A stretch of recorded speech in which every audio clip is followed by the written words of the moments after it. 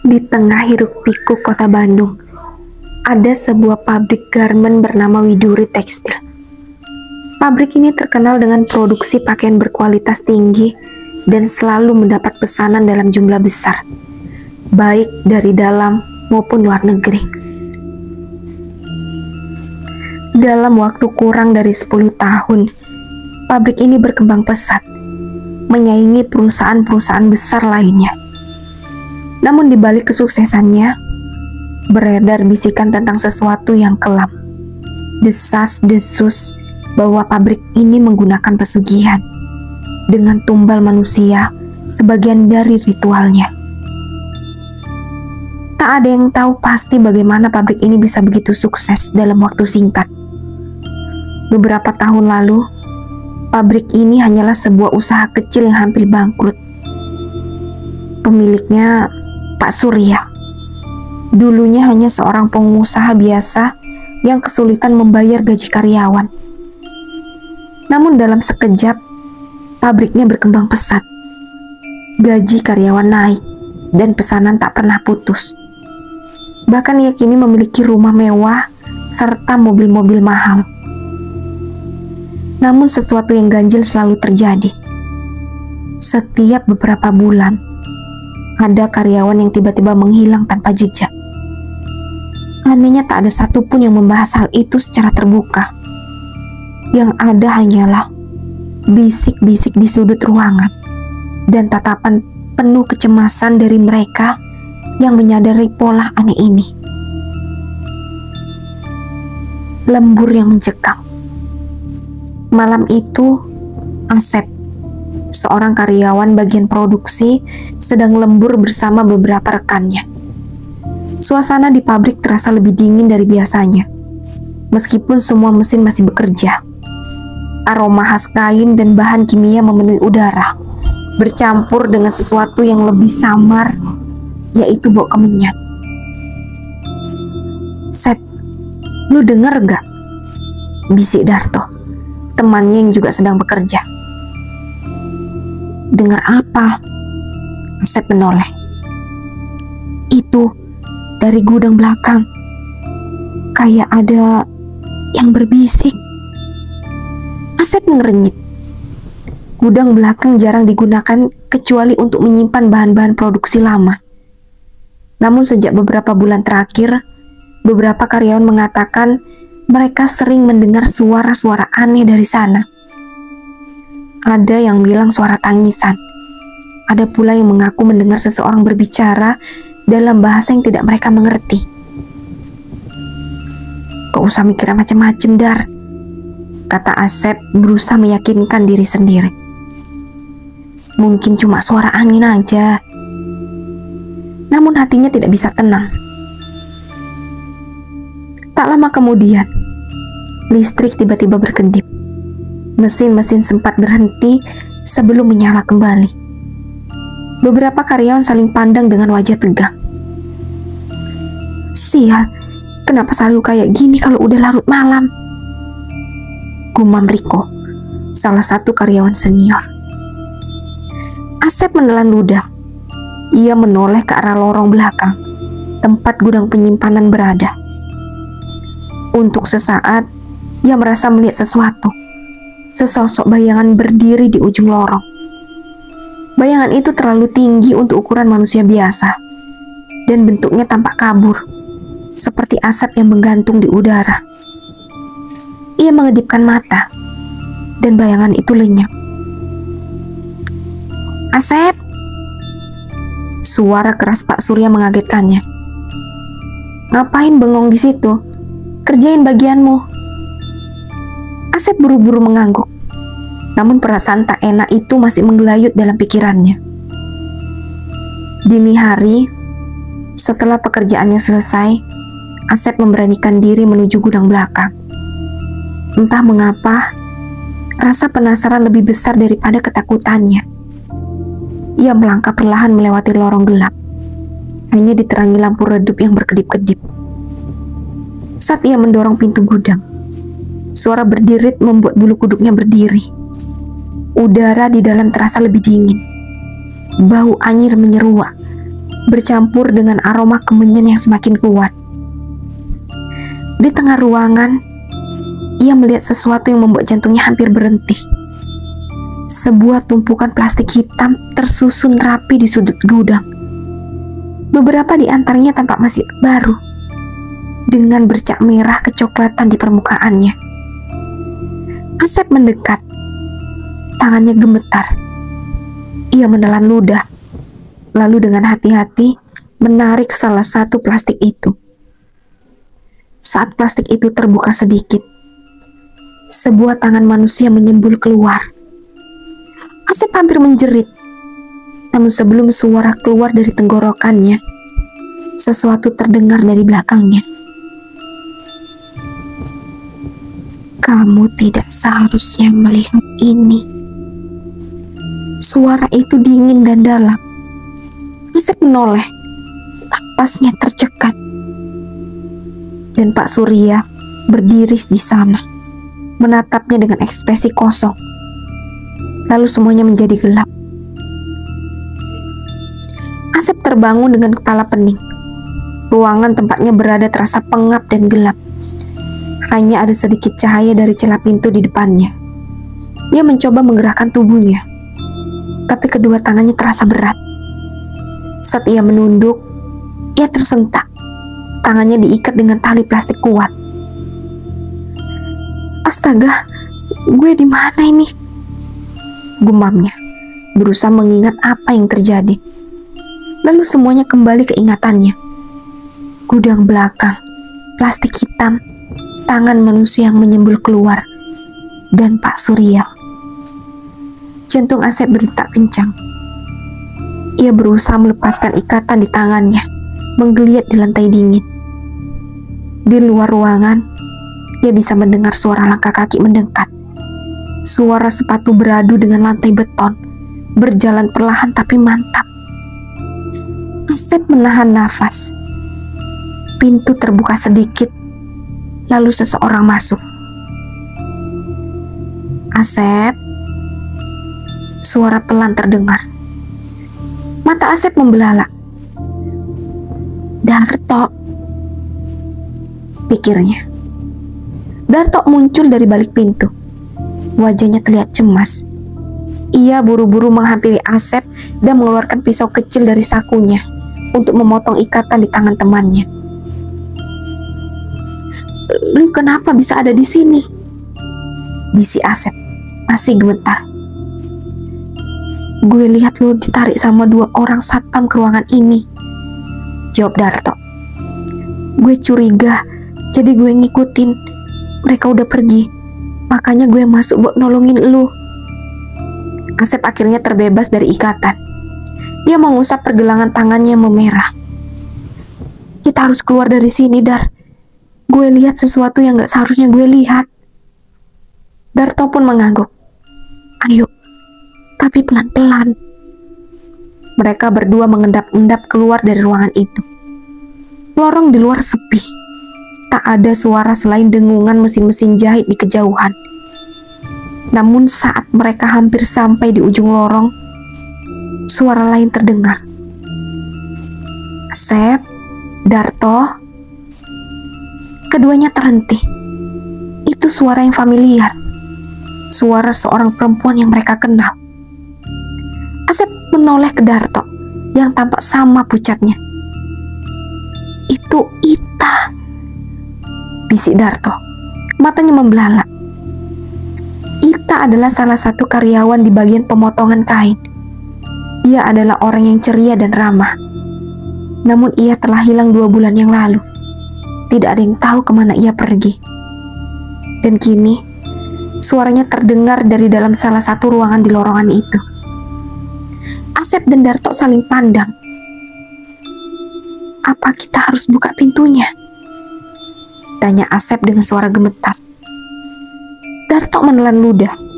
Lalu dengan ragu, ia meraih gagang pintu dan mendorongnya perlahan. Pintu pun terbuka dengan derit pelan. Ruangan di dalamnya gelap, tapi di sudut ruangan ada sesosok tubuh yang duduk membelakangi mereka. Rambut panjangnya tergerai dan tubuhnya tampak kurus. seakan sudah lama tidak makan. Asep, Darto, suara itu kembali terdengar. Asep mundur selangkah. Ita, sosok itu bergerak sedikit, perlahan menoleh ke arah mereka. Saat wajahnya terlihat, Asep dan Darto hampir berteriak. Itu memang Ita, tapi wajahnya tampak hancur. Kulitnya pucat kebiruan, matanya kosong tanpa cahaya, dan bibirnya membiru. Ada bekas luka menghitam di lehernya, seakan ia telah dicekik dengan keras. Ita sudah mati, namun ia tetap berbicara.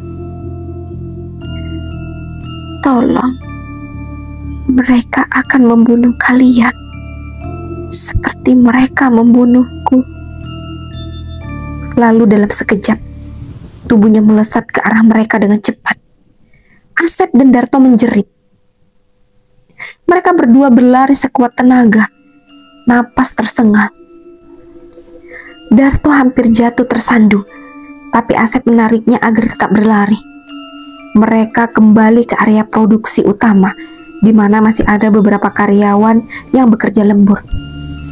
Namun anehnya tak ada satupun dari mereka yang menoleh saat Asep dan Darto berlari masuk dengan panik. "Hei, tolongin kita!" seru Asep. Tapi mereka hanya diam, seakan mereka tidak bisa melihat atau mendengar mereka berdua. Darto menarik lengan Asep. "Kita harus keluar dari pabrik ini, sekarang juga." Mereka langsung berlari ke arah pintu keluar. Namun sebelum mereka bisa mencapai gerbang, Pak Surya sudah berdiri di sana bersama beberapa orang satpam. Mata Pak Surya menatap mereka dengan dingin. "Ada yang sudah melihat lebih dari seharusnya," katanya pelan. Asep dan Darto mundur perlahan. "Pak, kita gak akan ngomong ke siapa-siapa, Pak. Tolong, Pak," suara Darto memohon. Pak Surya hanya tersenyum. Sudah terlambat. Tiba-tiba, suara pintu besar di belakang mereka tertutup keras. Seluruh ruangan terasa bergetar. Lalu dari bayangan di sudut ruangan muncul sesuatu. Makhluk itu tinggi, kurus, dengan kulit hitam legam, dengan mata merah menyala. Tubuhnya dipenuhi luka-luka menganga, dan dari mulutnya keluar suara rintihan manusia. Makhluk itu melangkah maju, menatap Asep dan Darto. Asep merasakan kakinya melemas. Mereka tidak akan keluar dari pabrik ini dengan selamat. Asep dan Darto berdiri terpaku. Napas mereka tersengal. Makhluk hitam legam itu semakin mendekat. Setiap langkahnya membuat udara di sekitar mereka semakin dingin. Darto menarik lengan Asep. "Kita harus pergi, Sep." "Tapi kemana?" Gerbang utama dijaga oleh Pak Surya dan para satpam. Pintu di belakang mereka tertutup sendiri, dan di hadapan mereka, makhluk itu semakin dekat. Makhluk itu membuka mulutnya, mengeluarkan suara rintihan memilukan. Dari dalam tubuhnya yang penuh luka menganga, terdengar bisikan-bisikan suara manusia yang meminta tolong. Asep menggigit bibir. "Ini pasti tumbal pesugihan, Dar. Gue yakin." Darto menoleh ke sekeliling, mencari jalan keluar. Di sudut ruangan, ia melihat sebuah pintu kecil hampir tersembunyi di balik tumpukan kain. "Tuh, pintu. Ayo cepat." Darto menarik Asep. Mereka berdua berlari sekencang mungkin. Pak Surya menyadari tujuan mereka. "Kejar mereka!" teriaknya. Para satpam langsung berlari mengejar. Tapi Asep dan Darto lebih dulu mencapai pintu kecil itu. Darto mendorongnya kuat-kuat dan mereka segera masuk ke dalamnya. Mereka menemukan diri mereka berada di sebuah lorong sempit dan gelap. Bau busuk menusuk hidung mereka, seperti bau kain lembab bercampur sesuatu yang lebih mengerikan, bau anyir darah. Asep menutup hidungnya. Tempat apa ini, Dar? Darto meraba dinding, mencari saklar atau sumber cahaya. Tapi lorong itu gelap pekat. Mereka hanya bisa berjalan dengan meraba-raba. Di kejauhan, mereka bisa mendengar langkah kaki satpam mengejar. Kita gak bisa diam di sini. Kita harus jalan terus, bisik Darto. Mereka melangkah lebih jauh ke dalam lorong. Suara mesin-mesin jahit di luar terdengar semakin jauh, digantikan dengan suara lain. Tetesan air atau darah. Dan di kejauhan, mereka mulai melihat sesuatu. Tumpukan kain dan sesuatu di dalamnya. Saat mereka mendekat, Asep menelan ludah. Astaga! Di antara tumpukan kain itu tersembunyi mayat-mayat manusia. Beberapa di antaranya sudah membusuk, sementara yang lain terlihat lebih baru. Mata mereka melotot, seakan mereka mati dalam ketakutan. Darto mundur selangkah. Ini orang yang hilang dari pabrik ini, Sep. Asep merasakan tubuhnya menggigil. Mereka tidak sempat berpikir lebih jauh. Karena tiba-tiba, salah satu mayat itu bergerak. Matanya yang kosong menatap mereka. Lalu mulutnya terbuka dan berbisik dengan suara serak. Lari. Tanpa pikir panjang, Asep dan Darto langsung berlari. Lorong itu semakin berkelok, seperti labirin. Mereka tidak tahu kemana mereka pergi. Tapi yang penting adalah menjauh dari tempat itu. Dari belakang, suara langkah kaki semakin dekat. Lebih cepat, Dar, seru Asep. Darto mencoba berlari lebih cepat, tapi tiba-tiba ia tersandung sesuatu. Ia jatuh tersungkur, lututnya berdarah. Asep segera berbalik untuk membantunya. Tapi saat itu juga, mereka melihat sesuatu yang membuat darah mereka membeku.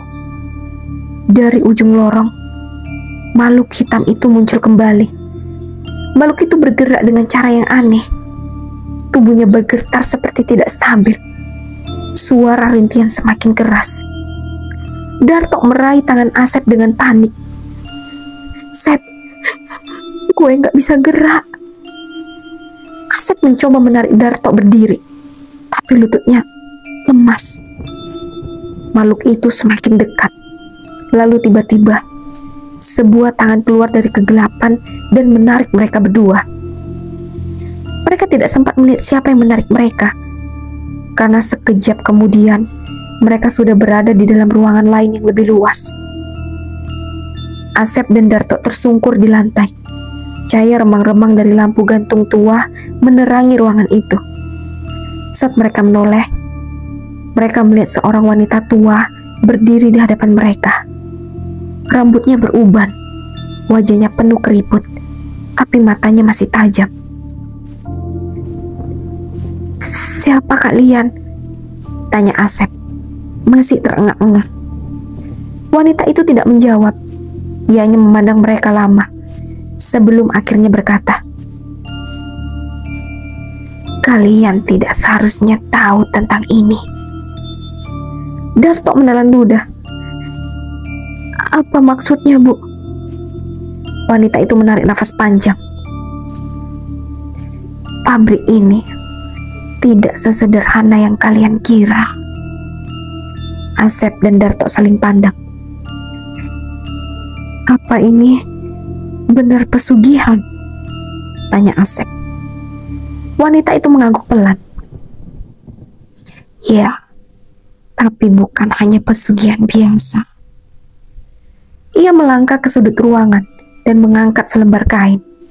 Di baliknya terlihat sebuah altar aneh dengan sesajen dan patung kecil berbentuk makhluk berkaki 4 dengan mata merah. Mereka menyebutnya Pangeran Hitam, kata wanita itu pelan. pabrik ini tidak akan sukses tanpa pengorbanan. Darto merinding. Jadi orang-orang yang hilang, mereka semua. Wanita itu mengangguk lagi. Mereka adalah tumbal. Jika tidak ada tumbal, makhluk itu akan mengambil siapa saja yang bekerja di sini. Asep merasa perutnya mual. Jadi kita akan jadi tumbal berikutnya. Wanita itu memandang mereka dengan tajam. Lari dari sini jika kalian bisa. Tapi ingat, tidak ada yang bisa benar-benar keluar dari pabrik ini. Asep dan Darto tidak menunggu lebih lama. Mereka bergegas keluar dari ruangan itu, mencari jalan keluar. Namun tidak ada jalan keluar. Lorong yang mereka lalui kini berubah. Tidak ada lagi jalur menuju tempat mereka masuk tadi. Yang tersisa hanyalah bayangan-bayangan hitam yang bergerak sendiri, dan suara langkah kaki yang semakin dekat.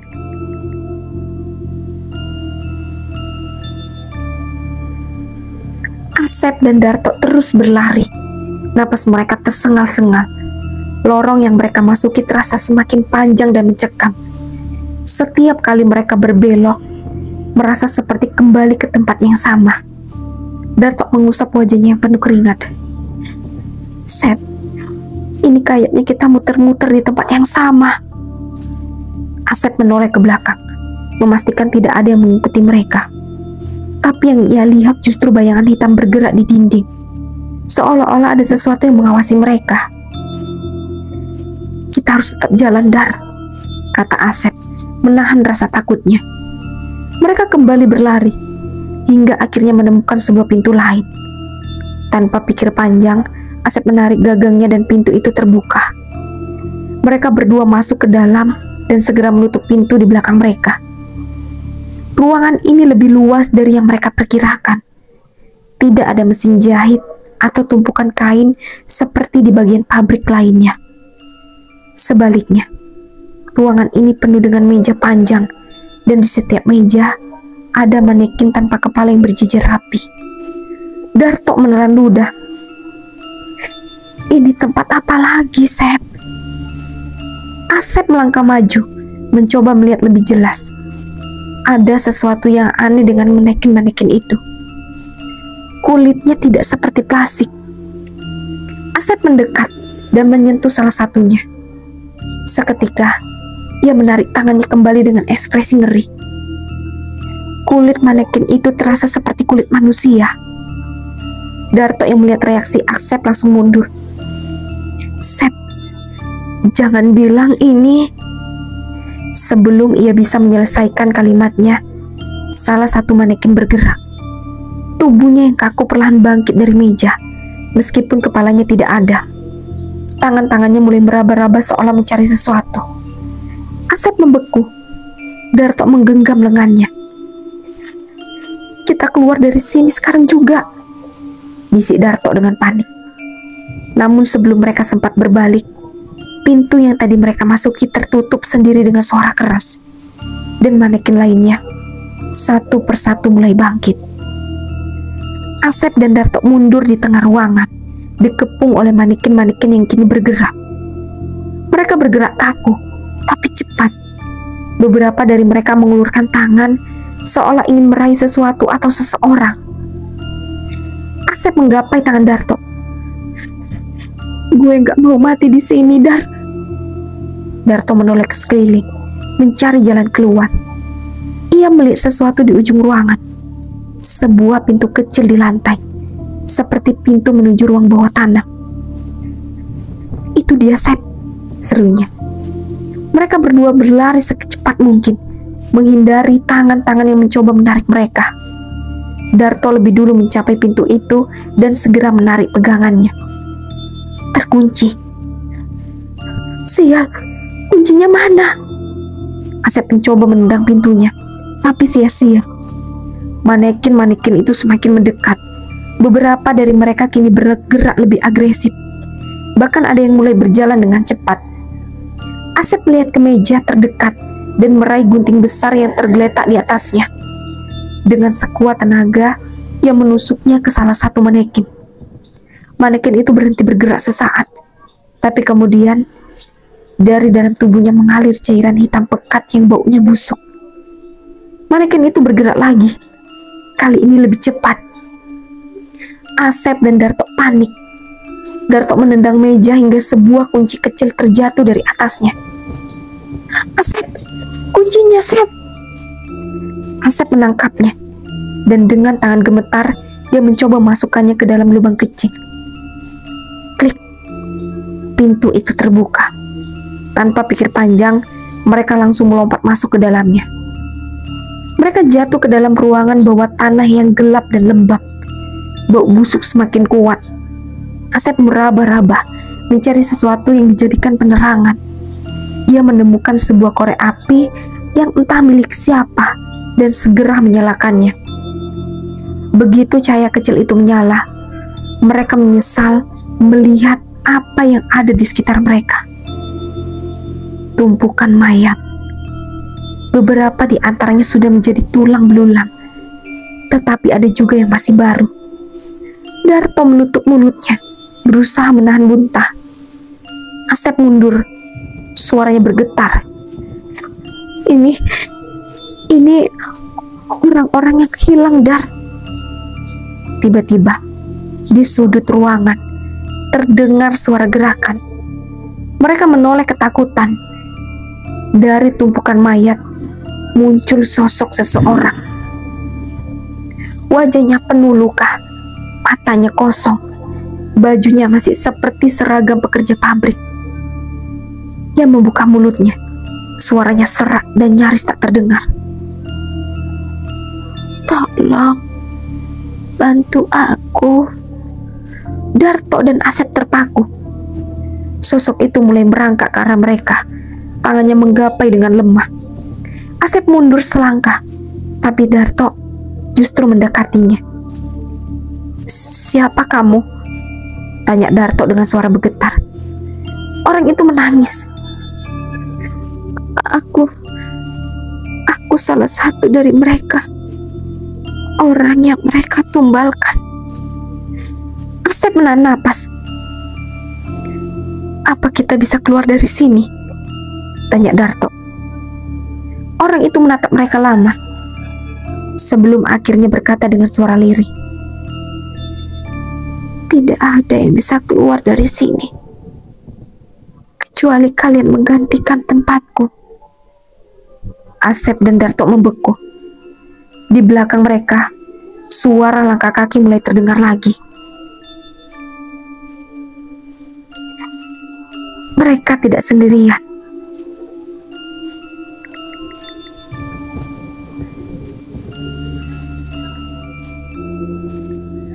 Asep dan Darto berdiri kaku. Di hadapan mereka, sosok lelaki penuh luka itu merangkak pelan. Matanya yang kosong menatap mereka dengan putus asa. Kata-kata itu bergema di kepala mereka. Darto menelan ludah, tubuhnya gemetar. "Apa maksud lo?" Lelaki itu mengangkat wajahnya. Dari balik luka-luka di tubuhnya, terlihat bahwa ia dulunya adalah manusia biasa, seorang pekerja pabrik seperti mereka. "Aku seharusnya sudah mati, tapi aku tidak bisa. Aku terjebak di sini, menunggu seseorang menggantikanku." Asep mundur selangkah. Lo ini manusia atau?" Lelaki itu tersenyum lemah. "Aku masih hidup, tapi tidak sepenuhnya." Darto menoleh ke Asep. "Sep, kita harus keluar dari sini sekarang juga." Asep mengangguk cepat. Mereka berdua bergerak mundur, mencari jalan keluar. Tapi kemudian, suara langkah kaki mulai terdengar dari segala arah. Bukan hanya satu atau dua, tapi banyak. Dari kegelapan muncul sosok-sosok lain. Mereka semua berbaju lusuh seperti pekerja pabrik. Ada yang masih memiliki wajah, ada yang hanya tinggal tengkorak. Mata mereka kosong, tapi tangan mereka semuanya bergerak menggapai Asep dan Darto. Darto berbisik panik. Mereka ini semua tumbal, Sep. Asep meraih tangan Darto dan berbisik, "Lari." Mereka berdua berlari melewati lorong bawah tanah yang sempit, berkelok-kelok seperti labirin. Setiap kali mereka berbelok, sosok-sosok itu terus mengejar mereka. Tiba-tiba Asep tersandung sesuatu jatuh di lantai. Darto menoleh. "Sep!" Asep menoleh ke bawah dan melihat apa yang membuatnya terjatuh. Sebuah tengkorak. Tapi tengkorak itu tidak diam. Ia bergerak sendiri, perlahan menoleh ke arah Asep, seolah menatapnya langsung. Asep menjerit dan menentangnya menjauh. Darto menarik Asep agar bangkit kembali. "Cepat, mereka semakin dekat." Mereka kembali berlari, napas mereka tersengal-engal. Dan akhirnya mereka menemukan sesuatu di ujung lorong. Sebuah tangga tua yang mengarah ke atas. Tanpa pikir panjang, mereka menaiki tangga itu. Di belakang mereka, suara jeritan dan langkah kaki semakin mendekat. Darto berhasil mencapai ujung tangga lebih dulu. Dia mencoba buka pintu di atasnya. Dan kali ini, pintunya tidak terkunci. Begitu pintu itu terbuka, mereka segera melompat keluar. Mereka terjatuh ke lantai keras. Napas mereka masih terengah-engah. Saat mereka mengangkat wajah, mereka sadar mereka sudah kembali ke dalam pabrik. Tapi ada sesuatu yang aneh. Pabrik ini terlihat terlalu sepi. Mesin-mesin tidak berbunyi. Tidak ada suara pekerja. Tidak ada seorang pun sama sekali. Darto memegang kepalanya. Kita balik ke atas kan? Kita di pabrik kan, Sep? Asep mengangguk. Meski ia sendiri mulai merasa ada yang salah. Ia melihat ke sekeliling. Ruangan ini terlihat sama seperti tempat mereka bekerja setiap hari. Tapi terasa lebih dingin, lebih gelap. Dan kemudian, mereka melihat sesuatu yang membuat mereka membeku. Di dinding-dinding pabrik, terpajang foto-foto pekerja. Foto-foto itu bukan sembarangan foto. Di bawah setiap foto, ada sebuah plakat kecil dengan nama. Darto membaca salah satunya, dan tubuhnya langsung gemetar. Mulyadi, tumbal ke-57. Ia menoleh ke foto lainnya. Ratna, tumbal ke-58. Sugeng, tumbal ke-59. Mereka terus membaca satu persatu, dan akhirnya mereka melihat dua foto terbaru di ujung dinding. Darto melihat foto pertama, lalu wajahnya pucat pasi. Itu fotonya sendiri. Matanya melebar saat membaca tulisan di bawahnya. Darto, tumbal ke-99. Dia menoleh ke foto di sebelahnya. Foto Asep. Dengan tangan gemetar, Asep membaca tulisan di bawah fotonya sendiri. Asep, tumbal ke-100. Mereka berdua saling menatap. Darto mencoba mundur, tapi kemudian tubuhnya terasa berat. Asep juga merasakan hal yang sama. Seolah-olah ada sesuatu yang menarik mereka kembali ke dalam pabrik. Dan saat mereka menoleh ke pintu keluar, mereka melihat seseorang berdiri di sana. Pak Joko, dengan senyuman puas di wajahnya. Selamat datang di bagian pabrik yang sesungguhnya, katanya. Pintu di belakangnya tertutup sendiri, dan kegelapan menyelimuti mereka berdua. Asep dan Darto hanya bisa berdiri terpaku. Foto mereka tergantung di dinding, nama mereka tercatat sebagai tumbal. Di depan mereka, Pak Joko masih tersenyum. Senyum itu tidak lagi tampak ramah, melainkan penuh kemenangan. Sudah saatnya kalian menerima takdir kalian. Darto menggeleng cepat. Kami nggak mau jadi tumbal.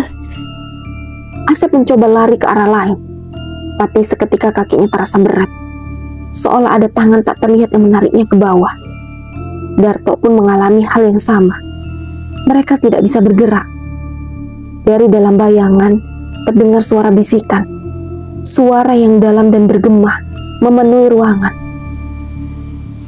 Satu lagi, hanya butuh satu lagi, maka perjanjian akan lengkap. Asep dan Darto saling berpandangan. Napas mereka tersengal. Apa maksudnya, Sep? Darto berbisik panik.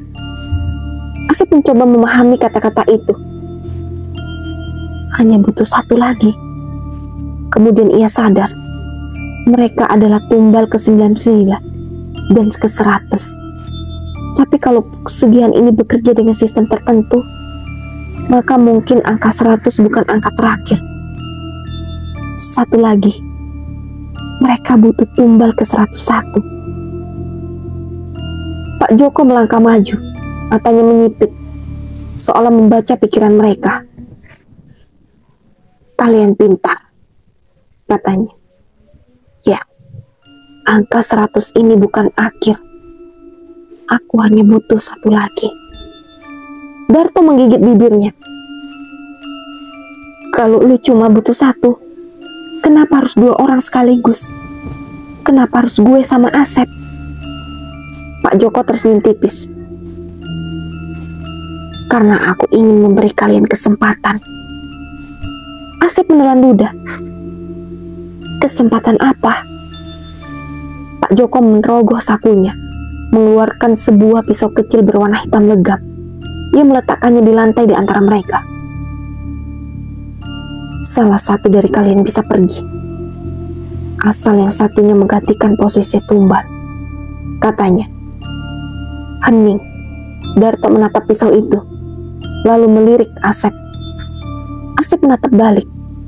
Perut mereka terasa mual. Pak Joko ingin mereka saling Lo gila? Asep berteriak. Kami gak bakal bunuh-bunuhan. Pak Joko menghela nafas, lalu menjentikkan jarinya. Tiba-tiba, suara jeritan terdengar dari segala arah. Darto dan Asep menoleh. Dari bayangan di dinding, muncul sosok-sosok hitam yang menyeret tubuh-tubuh pekerja yang telah menjadi tumbal. Mereka semua meronta, wajah mereka penuh kesakitan. Kami tidak ingin di sini. Kami ingin pulang. Tolong kami. Sakit sekali. Asep merasa kepalanya berputar. Mereka bukan hanya tumbal, mereka terperangkap. Joko menatap mereka dengan tenang. Kalau kalian tidak memilih, maka kalian akan bernasib sama seperti mereka. Darto mengepalkan tangan. Ini gak adil. Lo yang bikin perjanjian, kenapa harus kami yang jadi korban? Pak Joko tertawa kecil. Itu yang kalian tidak mengerti, Darto. Kalian memilih untuk bekerja di sini. Asep mengingat kembali awal mula mereka masuk ke pabrik ini. Semuanya terasa terlalu mudah. Gaji tinggi, tidak ada wawancara sulit. Mereka pikir itu keberuntungan. Tapi kenyataannya, mereka sudah terjebak sejak awal. Jadi bagaimana? Pak Joko menunjuk pisau di lantai. Pilih siapa yang akan tinggal, atau kalian berdua tetap di sini selamanya. Darto menatap pisau itu dengan napas memburu. Tangannya gemetar. Asep menggeleng. Dar, kita nggak bisa, Dar. Tapi sebelum ia selesai berbicara, Darto tiba-tiba meraih pisau itu dan menusukkannya langsung ke lengannya sendiri. Asep berteriak. Darah mengalir dari luka Darto, tapi ia tetap tersenyum lemah. Kalau lo harus memilih seseorang, Sep, biar gue aja. Asep mengiling cepat. Jangan ngomong gitu. Kita bisa cari cara lain, Dar. Darto tertawa kecil. Lo tahu nggak? Gue nggak punya siapa-siapa di luar sana, Sep. Gak ada yang bakal nyariin gue. Asep merasa matanya panas. Gue nggak peduli. Kita harus keluar bareng. Pak Joko menghela nafas. Sudah jelas siapa yang akan menjadi tumbal ke-101. Tiba-tiba Darto mulai berteriak. Tubuhnya tersentak, lalu mulai ditarik ke belakang ke dalam kegelapan. Asep berusaha menariknya kembali. Enggak, Darto! Pegangin Darto! Darto menatapnya dengan senyum lemah. Jangan sia-siain hidup lo, Sep. Kemudian, tangan terakhir Darto menghilang ke dalam kegelapan. Pak Joko bertepuk tangan. Bagus, perjanjiannya lengkap. Tiba-tiba, tubuh Asep terasa ringan. Ruangan berputar. Semua suara menghilang. Ketika Asep membuka mata, ia berada di luar pabrik. Di jalanan, langit sudah terang. Matahari pagi menyilaukan matanya. Ia terbatuk, merasakan tenggorokannya kering. Tidak ada tanda-tanda pabrik Widuri. Seolah-olah semuanya tidak pernah ada. Ia menoleh ke sekeliling. Mobil-mobil berlalu lalang seperti biasa. Orang-orang berjalan tanpa menyadari apa yang baru saja terjadi. Asep meraba sakunya, berharap menemukan HP-nya, tapi kosong. Lalu ia sadar sesuatu. Di tangan kanannya ada sebuah plakat kecil. Tangannya gemetar saat membalik plakat itu. Di sana tertulis, Darto, tumbal ke-101. Asep meremas plakat itu. Air matanya jatuh. Darto benar-benar mengorbankan dirinya. Dan kini, Asep harus hidup dengan beban itu. Minggu berlalu. Asep mencoba melupakan semuanya. Tapi setiap malam, ia selalu bermimpi buruk. Dalam mimpinya, ia selalu kembali ke dalam pabrik itu, melihat Darto berdiri di antara para tumbal lainnya. Lo baik-baik aja di luar sana, Sep. Asep terbangun dengan keringat dingin setiap kali mimpi itu datang. Tapi yang paling membuatnya takut, suatu hari, saat ia melewati sebuah kawasan industri, ia melihat papan bertuliskan pabrik garmen Widuri. Dibuka lowongan baru, dan di antara para pelamar yang mengantri, Asep melihat seorang anak muda yang wajahnya mirip sekali dengan Darto. Anak muda itu tersenyum padanya sebelum melangkah masuk ke dalam pabrik.